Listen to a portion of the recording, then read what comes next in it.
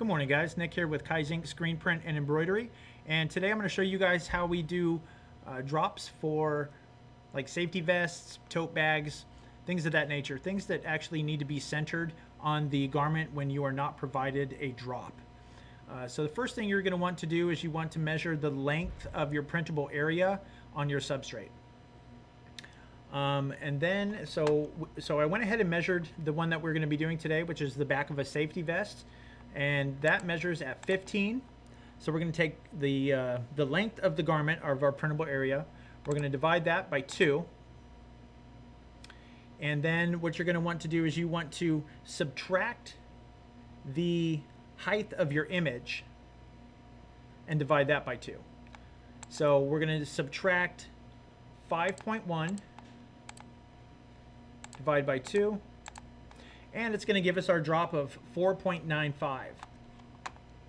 So we're going to take that 4.95 and we're going to put that into our y-axis. Let me go ahead and open up the file here.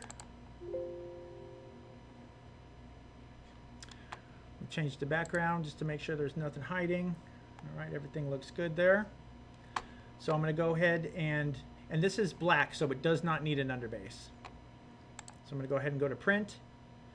Make sure that my separations are on. I'm going to go to marks and layouts. We're going to use our full front, full back drop template. And I'm going to come down here to my placement. I'm going to go custom, and where it says Y, I'm going to adjust that 4.95. And that's going to ensure that the operator can load the garment onto the same spot every time. The image is going to fall in the same spot every time, and it's going to eliminate a lot of excess motion, potential defects on having different sizes, different drops, things like that. So last thing we want to do here is we want to go to save. Make sure we're saving in our hot folder here. Go ahead and hit save. I just did this, so I'll go ahead and replace it. Separation saved successfully. Thanks for watching, guys.